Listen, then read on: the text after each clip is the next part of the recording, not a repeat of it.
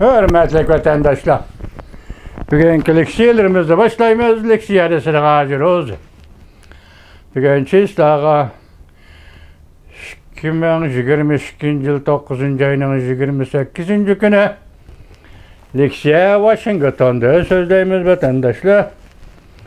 Bugünkü vaziyetini eysek, tünegün dedik Amerika Qo'shma Shtatlarının sobiq davlat ishlar katibi Mike Pompeo Tayvanni ziyorat qildi. Tayvanni ziyorat qildi. Mushu bir abzasga bir diqqat qiling vatandash. Mavzumundaq Mike Pompeo Tayvandan faxrlanishga arziydi. Cumhuriyet Partiyasi bizning kutgunimizdimi? Tez gumron bo'ladi deb ko'rsatdi mavzuli xabar 9. ayning 28. kuni. Cumhuriyet nazari tor betida e'lon qilindi xabar. Mundaq boshlandi bir abzas.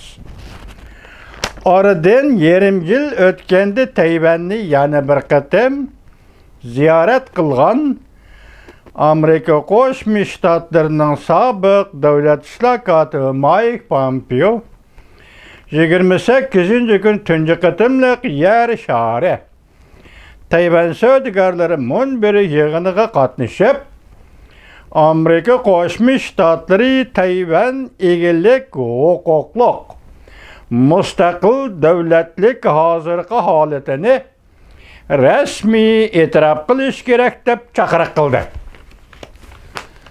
Yig'in Tayvan Kaohsiung shahrida Tayvan savdogarlarining xalqaro jamiyati degandek, bu tunji navbatlik yig'inmi? Tunji navbatlik desam, bu yillik yig'in degan bir jumla kelyapti, ayryamay qoldim. Bundan qat'iy nazar 9. ayning 27. kuni Mike Pompeo sobiq davlat ishlar katibi Tayvan mustaqil davlat. Bu bir hozirgi holat. Amerika Qo'shma Shtatlari bu hozirgi holatni rasmiy e'tirof qilishi, ya'ni Tayvan egilik huquqliq davlat deb rasmiy e'tirof qilishi kerak deb chaqiriq qildi. Men tunugun leksiyamda vatandoshlarga dedim, o'tgan yilining 2021 yilning 10. ayning 26. kunida Amerika Qo'shma Shtatlarining davlat ishlar katibi shu vaqtdagi navbatdagi vaziyat ostida yoki navbatdagi vaziyatni paydo qilgan yana bir vaziyat deb so'zlagan nutq 26. kuni 10. ayning esingizda bo'lsin, butun dunyodagi demokratik alla davlatlari va xalqlari biz bir yoki jam bo'lib yoki fikrda jamlikni, birlikni hosil qilib Tayvanni Birlashgan Davlatlar Tashkilotiga olib kiraylik. Shu kundan boshlab Tayvan to'g'risidagi siyosatlarning qanday o'zgarganligini shu bir yil ichida siz hammadan xabardor bo'lib o'tdingiz vatandosh. Bu yerda siz biz diqqat qiladigan bir nuqta, Tayvan egilik huquqliq mustaqil davlat. Tayvanning hozirgi holati. Amerika Qo'shma Shtatlari bu hozirgi holatni, ya'ni egilik huquqliq davlatlik hozirgi holatini e'tirof qilish kerak. Bu sobiq davlat ishlar katibi Mike Pompeo'ning 9. ayning 27. kuni Tayvan Kaohsiung shahridagi Tayvan savdogarlari jamiyatining munbiri yoki Tayvan savdogarlari xalqaro munbirida so'zlaganda, nutq so'zlaganda e'lon qilgan so'z vatandoshlar. Shuningdan biz endi burunqi so'zni aslaymiz deymiz, lekin ko'z oldimizda turibdi, ham davomli ko'rib turyapmiz. Nima degan junguliqning maydonida turib so'zlasangiz, Amerika bir jungu, bir Tayvan paydo qilmoqchi. Amerika Tayvandagi mustaqilchilarga xato signal yetkazdi. Amerika bir jungu, bir Tayvan bo'g'zi vaziyatini junguliqlar emas, balki Amerika Qo'shma Shtatlari hozirgi holatni buzyapti Afsuski bugün sobiq davlat ishlar katibi Mike Pompeo dedi ki Tayvan bo'g'izidagi tahdid Tayvanlikning tahdidi emas. Tayvan bo'g'izidagi tahdid Amerikalikning tahdidi emas.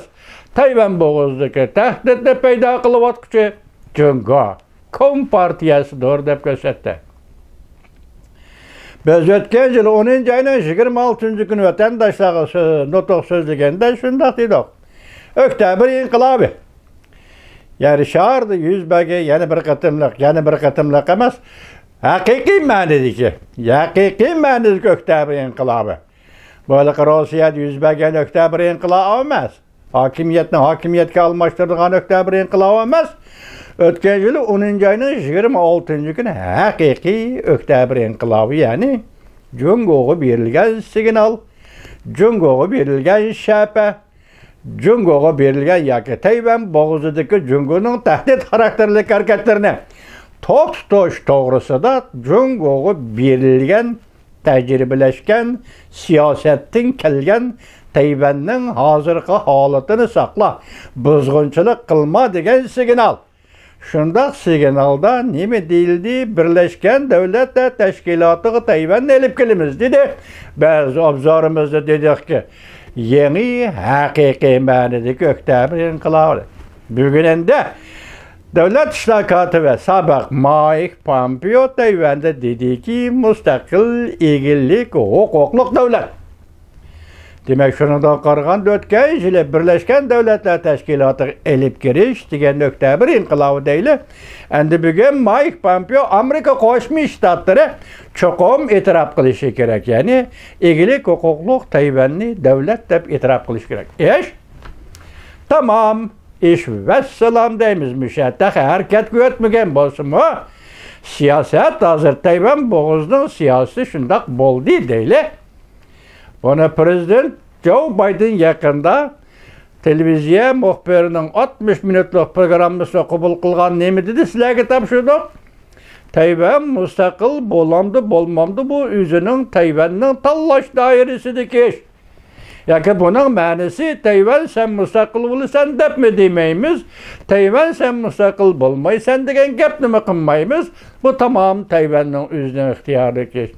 Tünügün Amerika Qo'shma Shtatlari Davlat Mahkamasi bayonotchisi Ned Price nim dedi, bizning Tayvan to'g'risida, Tayvanning egilik huquqi to'g'risida, juma Tayvanda sobiq davlat ishlar katibi Mike Pompeo Washingtonda Amerika Qo'shma Shtatlari Davlat Mahkamasining bayonotchisi Ned Price bizning Tayvanning egilik huquqi masalasi to'g'risida Amerikaning maydoni yo'q. Ya'ni mustaqil bo'lamsan, tamom ixtiyoring. Mustaqil bo'lmamsan, tamom ixtiyoring. Nima qilishing Tayvan bu o'zingning tanlashi, o'zingning ixtiyoridagi ishda. Hamma so'zni yig'ishtirib kelganda Tayvan bugun nima ish qilaman desa o'zining ishi. Tayvan bugun egilik huquqli davlat. Tayvan bugun egilik huquqli davlat. Mike Pompeo dediki, sobiq davlat ishlar katibi bu holatni yoki Tayvanning musha hozirgi holatini Amerika Qo'shma Shtatlari e'tirof qilish kerak.